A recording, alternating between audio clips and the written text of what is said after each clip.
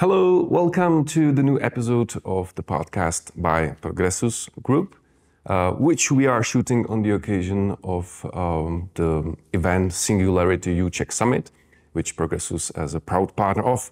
My name is Thomas Beverman, and I'm an ex-CEO of the company Heureka Group, which is the biggest e-commerce platform in the 9 countries of CEE. Let me welcome our guest now, who is Kris Østergaard. I'm always afraid to pronounce the foreign names, especially if it's that was pretty Netherlandish. Good, pretty good. Thank you. Thanks for coming, Kris. Thank you for having me. Kris is a researcher, author, and global keynote speaker on responsible business and business ethics. He's an expert in innovation in established organizations, corporate culture, and he studies the impact of technological change. So a lot of very interesting topics. I hope I'll be able to fruit the best of them. Let's actually start with the presentation, which is just gonna come in the afternoon. I haven't seen it yet.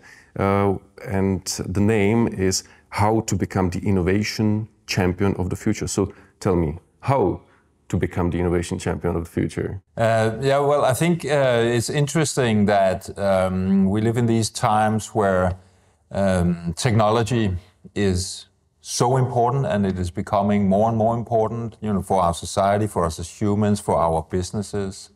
We in this conference talk a lot about technology, but there's also this whole thing really that we see in the research that the more innovation mature and technology mature that companies become, the more they also realize that in order to actually succeed with the change that needs to happen, that has much more to do with culture and the type of culture you can build in your organizations than it actually has to do with technology. So in order to become the champions of the future, while of course we need to leverage technology and need to learn how to use it in the right way, it has much more to do with the culture that we're building inside of the organization. Be more specific. What's the change in culture which is coming? And by the way, I'm a strong believer in company culture, which in my opinion actually differentiates the best companies from the average ones. And I think, as a former CEO, I think purpose of a good culture, at least for me, is not only to have a great environment in the company, which is good, pleasant for every one of them, including me, but in the end, it brings more performance, it brings more efficiency. So that's why I think it's really important to take care of that. And because culture usually goes top down, not bottom up, it's important that the CEO and the whole management is involved and puts importance on that, right? Takes it seriously. So, but the question is like, what is changing in the culture during these AI times and the exponential growth? Well, I think what is happening here is that, generally speaking, if we talk about larger established organizations, they tend to have what I call status quo cultures, right? So particularly if they're successful. So status quo cultures in the sense that, and it's almost a default in us as human beings, is we prefer it as is, right? You know what you have, you don't know what you get. So that is sort of a starting point for us. And if we're successful, that for sure, why would you change, a winning formula? But given all the People are afraid of changes usually. That's the human nature. People are usually afraid of changes, right? A little bit depending on our personalities, but as a general rule, we sort of prefer things as is. Now, and with the accelerating pace of change, all this technological acceleration, the convergence of technologies, the melding together, industries melding together, there's so much turmoil, there's so much change all the time that, status quo simply isn't an option if you are to, future-proof your organization. And so in order to create a future-proof organization, then you need an organization, and organizations are made up of human beings for the most part. They need to be extremely adaptable. And so how do you ensure that? Well, it comes down to how you build culture. It's about mindset, and it's about how we design for the way that we are together, the way that we do things. Correct me if I'm wrong, but I think you actually describe all these things in a book you wrote, which is called the fundamental force, how to design extraordinary customer experiences in an exponential world. And by the way, I love the play of words, because it's force, like 4S. Yeah. It's four of them, but at the same time, it's forces, like powers, right? Yeah. I like it. Anyway, tell us more about that. There is the four statements, right? Be better. Well, blah, blah, blah. I mean, so I've written a couple of books. Fundamental Force I co-authored, which is about really understanding human motivation. And then I wrote another book called Transforming Legacy Organizations, which is about the culture part, really, to a very large extent, of how to strengthen, even transform corporate culture. These things are linked, of course, because again, culture is about people and motivation of human beings. How do you make people do things? What makes them not do things? You have to understand that in order to create the right environment that you need in order to be a successful organization. So there are some, with all the change that we're seeing, there's this interesting thing that there are some fundamentals in us as human beings that really don't change. Right? We have some very basic ways of being, and we have some very core motivations that have been the same for thousands of years. How we express them are different, of course, but they are fundamental to us. Those are the fundamental forces that you are addressing here. And so based off of the research we've been doing for the past 10, 15 years, what we've sort of boiled that down to is to four core drivers that we have as human beings. We call them be, do, feel, and look better, because it's about better all the time. Fundamentally, as human beings, from the first breath to the first step to the first day at school, at work, or on the golf course, whether we are conscious about it or not, we are always on a journey towards better. We call it the quest for the better me. And so if we understand that, in regards to our customers, if we understand that in regards to our employees, then we can better design to help people feel extremely motivated. So be, do, feel, and look better. Be better is about our values, our moral landscape. Do better is about us, our skills, our competencies, our results. Feel better is about our emotional state, and look better is about social capital, our status as human beings. And we can go into all of those four if you want. They are all, rabbit holes in their own rights. But it's really about understanding those core drivers and motivations, because that helps you, one, analyze your existing situation. Are we making our people be, do, feel, and look better, or customers? Or maybe worse, because that also happens all the time. And then what to do about it, how to navigate. And so by doing that helps you, another tool, I would say, for helping you build the culture that you want to have. So if I understand you correctly, it's important to actually understand that people naturally want to do, feel, look, and be better. And if we understand that, and if we let them look, feel, blah, blah, blah better, we'll serve not only the customer needs, but also our employees better, and that will make us more successful. Then you put people in a good place, right? Then you free up their potential to let them, give their 100. Got it. Interesting. I'll read it. It looks great. It's available in PDF online, right? So the book Fundamental Force is freely available online. So there's a fundamental4s.com where anybody can go and download it for free. Yeah, that's great. You talk about responsible business and business ethics. So, and by the way, there is recently kind of a public discussion on the topic of the economic degrowth, which in my view is just utopistic. So what do you think about that, and how actually to perform responsible business, and how to design business ethics in your view? Yeah, if we start with a responsible business piece, so we've been doing research in my organization, Rehumanize Institute, alongside Accenture, in trying to understand what it is that organizations are doing on the responsible business agenda. And we use responsible business as an umbrella term that covers responsible ethical technology and AI, but also sustainability, also diversity, equity, and inclusion. So it's sort of an umbrella term that covers all of these topics that are important, that are growing in importance, that are also growing in complexity.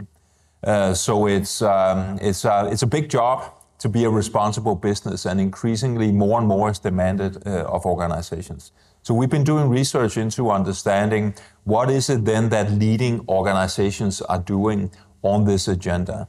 And we've actually found that there are 4 key pillars where we see that leading responsible businesses are doing more and better than poorer performing companies. So we've been able to correlate this with financial returns, and there are significantly better financial returns for also the leading responsible businesses. There's some number by how much are they? Yeah,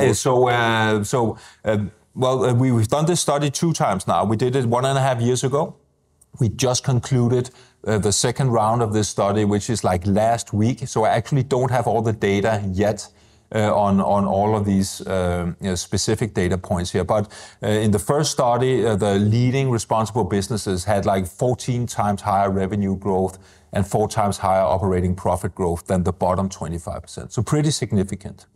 But perhaps more interestingly, the study, when our data analysts crunched the numbers, they were actually able to identify 4 key pillars where the leading responsible businesses are doubling down. And that has to do with future focus, impact leadership, ecosystem action, and responsible business indicators.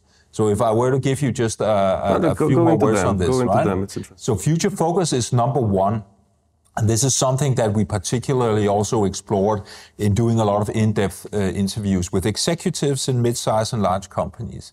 Future focus is foundational for you as an organization. It's very spot on to what is going on at this SingularityU Czech Summit here, right? Which has a lot to do with understanding important signals and trends, technological development, what technologies are accelerating, at which pace, what does that mean for business models, for startups that are accelerating, scale-ups that are growing, all of these things that you need to understand as an organization in order to make smart strategic choices.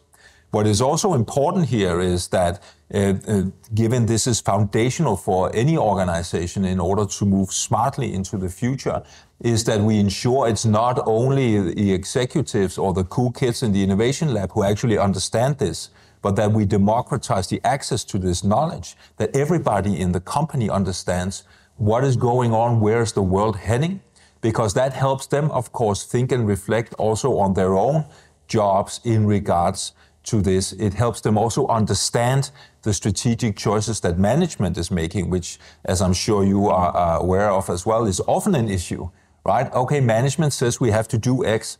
We don't necessarily understand why. But if we have context, then it helps us also understand why we need to move in a certain direction. So that's future focus, a hugely important pillar in future-proofing your organization. And the leading responsible businesses are doing this. And then it's about impact leadership. And that's about, buy-in from leadership and role modeling as leadership, right? That is, taking the flag and going first and setting this agenda and building an inclusive culture where you bring your people with you on this journey. And this comes back to, again, building culture, the first thing that I was talking about here. How do we really build a strong, powerful culture of inclusion where everybody is committed to being on this important journey for our organization, for achieving whatever commercial desires that we have, but also for the other impacts that we are making, which revolve around the responsible business piece here, right? What is the impact we are having beyond the obvious, if you like, commercial impact that we want to have? And that is related to ecosystem action. How do we actually work better and smarter with our external value chain that is growing in importance also because of the growing complexity of being in the world as an organization, but also internally. How do we work across departments and divisions? How do we break down those silos that any company has? That is a huge barrier towards moving better into the future. And finally, it's about responsible business indicators. Now, obviously, that's a play on key performance indicators. But what we wanted to sort of start a discussion around here is that given all of this change, given the increased pressure on organizations to have a more positive impact, to really show that they are responsible on all of these important agendas here. In many ways, this is new to us as companies. There are a lot of conversations we're not used to having. We don't have language around what does it mean to be an ethical company? What does it mean to have an ethical product? We're not used to having those conversations. So by actually also choosing language that sort of reflects this, having responsible business indicators that are, different from your typical financial KPIs, that can help create awareness, that can help create language, and helps the organization and its people focus on what is important. When we go on new endeavors, when we are transforming into something new, then we have to revisit the old. That means we also have to look at our existing KPIs. Generally speaking, KPIs are a mess in companies, right? There are way too many, it's super complex, no one really knows how it all works. So we need to clean it up, we really need to simplify, but we also need probably new KPIs when we are going on new journeys, because the KPIs, they rule behavior in companies. What can the KPIs be?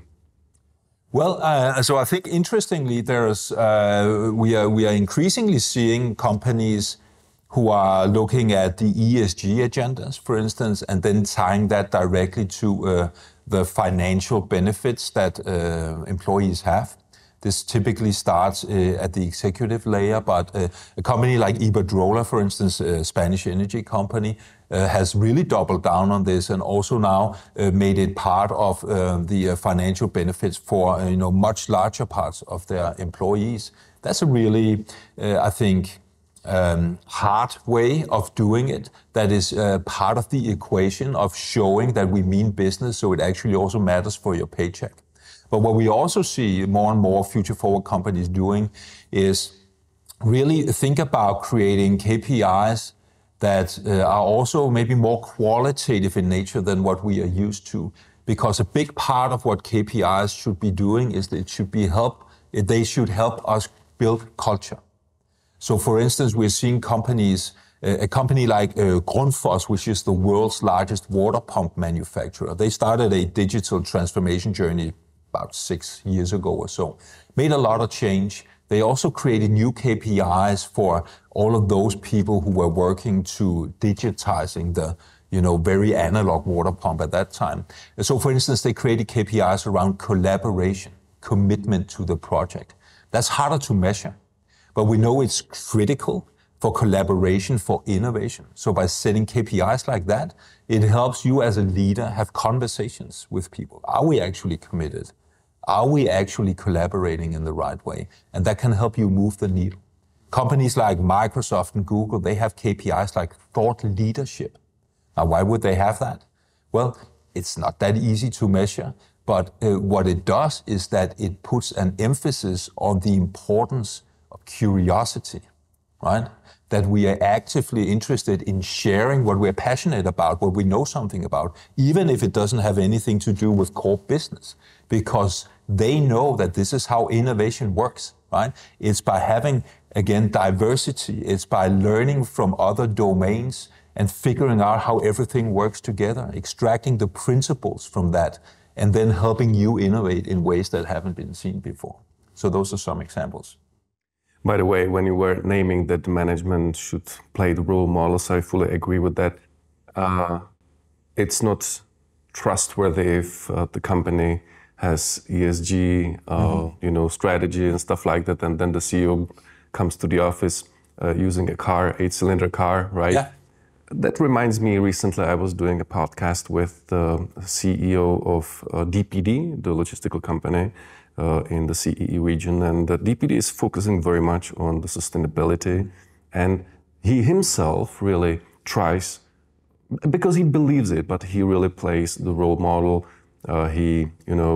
Starting with using electric cars and having, and he's also a vegan, which is like an extreme, I would say. Mm-hmm. But it was apparent how he believes in it, and I truly believe that only this thing can really influence the whole company, that they not only have it in the strategy document and in the KPIs on the dashboards, but they really do it like naturally.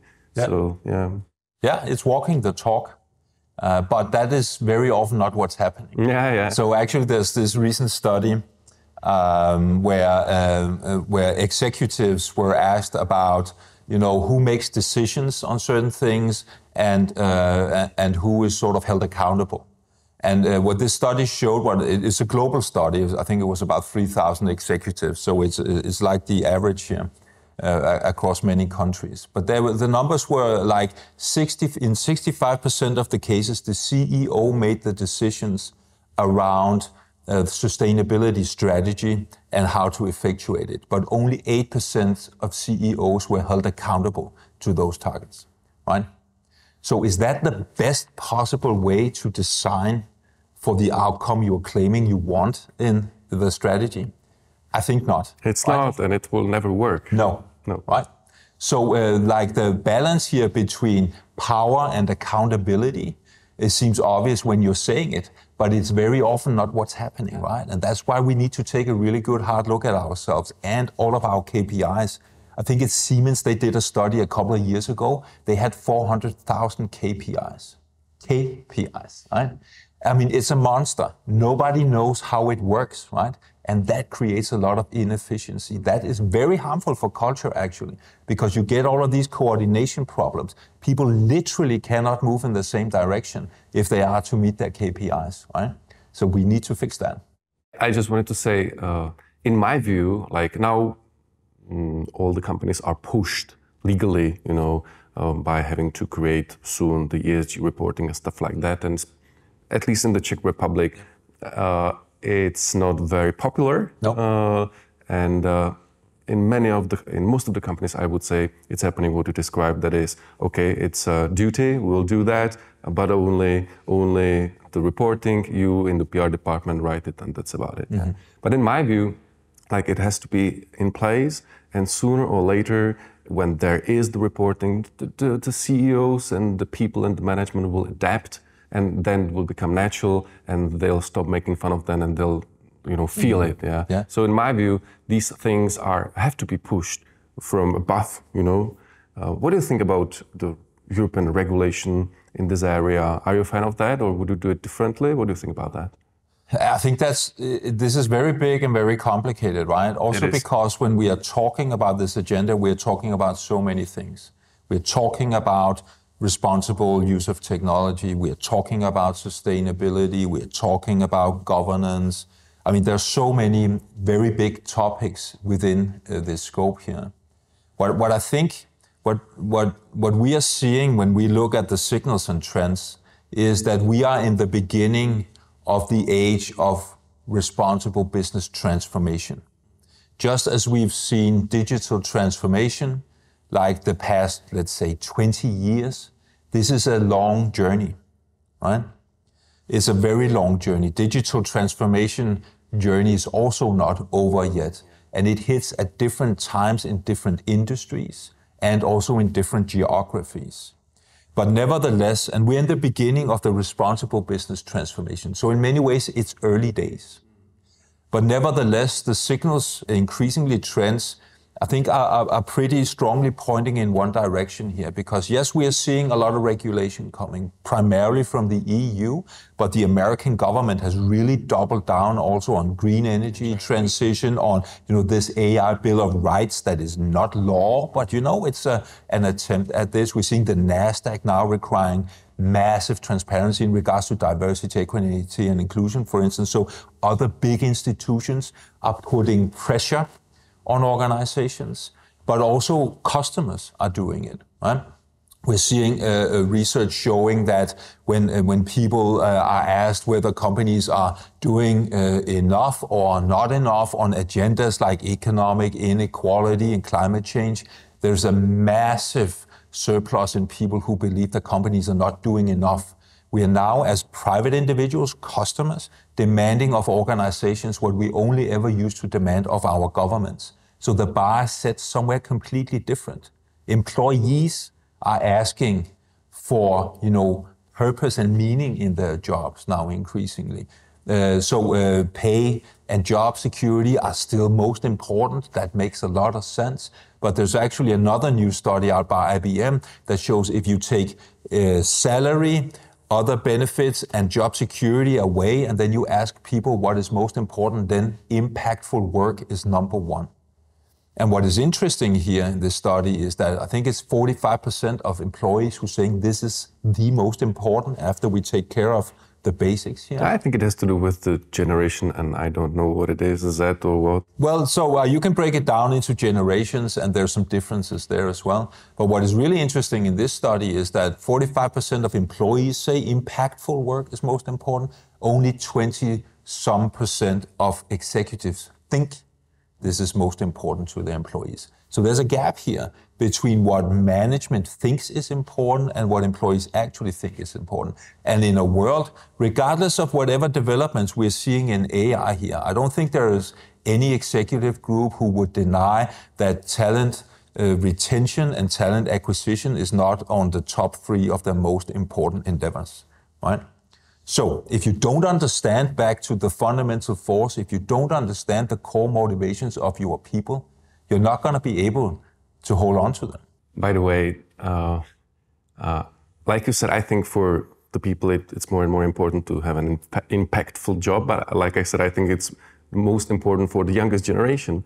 But it's also very important for the older generation, like I would say 50 plus, which is funny in my view, because these two generations then actually meet in their purpose. But you know what happens in older, and I don't even think we have to go 50 plus, maybe I would say 40 Maybe plus. 40 plus, yeah. What happens very often is that you see people who, they do career in, corporate world, and they do well, and they're successful.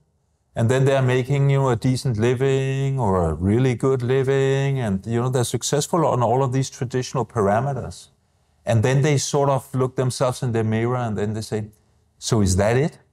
Is that really the best that I can do? Is that really the most impact I can have? Meet my quarterly results? May ensure 1.5 to 2% growth in my department every year or whatever. And they get into an existential crisis and say, there's gotta be more. I gotta be able to put a stronger mark on the world. Right? And everything, climate change, AI is coming, automation, all of this stuff. I have to be able to make a bigger difference.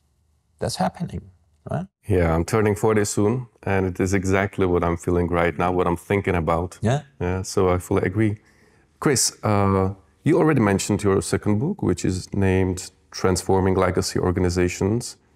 I asked Bart, the AI tool by Google, what it is about, and it answered that it's a book for leaders who established companies on how to transform their organizations into innovation champions. Was Bart right? Well, it's basically referring to the subtitle of the book, so I think I got it right, but it's also not necessarily super impressive AI power at work here. But yeah, it's true. No, but basically, actually, if I understand it correctly, this book is about the topics what we have discussed right now. It's about in a world of transformation and transition and acceleration of change, how do you build a culture where you adapt your mindset to this world, where you're able to thrive even in all of this change because you design for it in your organization to really free up people's innovation powers instead of doing what often happens the opposite. It's free to download as well, or? I'm afraid not. So on Amazon, right? Apple, Amazon, all of the usual places. Okay. Yeah. Kris, I have a last question for you. More a philosophical one. Do you think that the world will be better in 100 years' time or not, and why? Yeah, that's another one of those very big questions, right? Someone smart, I can't remember who, said that it's a moral obligation to be an optimist. Mm-hmm. And I've taken that to heart. And I really try to approach the world like that, because what's the alternative, right? I think you have to go into the world optimistic, not naive, but optimistic on your ability to help bring change, positive change in the world. I think, with all of the technological change that we are seeing, it creates a lot of uncertainty. There's a lot of dark side, but there's also a lot of bright side, right? We do know from so many data points that the world on very key parameters has become better in the last many hundred years and in the last decades. It has brought with it a lot of other problems that we need to solve.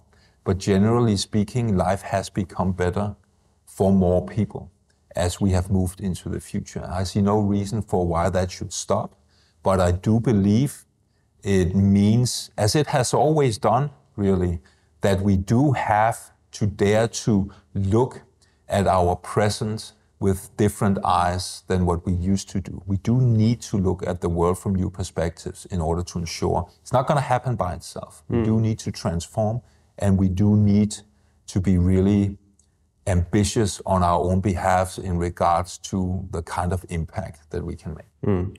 I agree with you. And by the way, it reminds me the optimism, like you said, is important. That's like in economy, yeah? The whole economy is very much based on the sentiment. So if the sentiment is bad, then also the economy goes wrong. So I guess it's pretty much the same. So I fully agree with you. We have to be optimistic, because if we are optimistic, it will be a happy ending. Yeah. Thank you very much, Kris. Indeed, for the interview. It was really interesting and nice to meet you. Nice to meet you. Thanks for having me.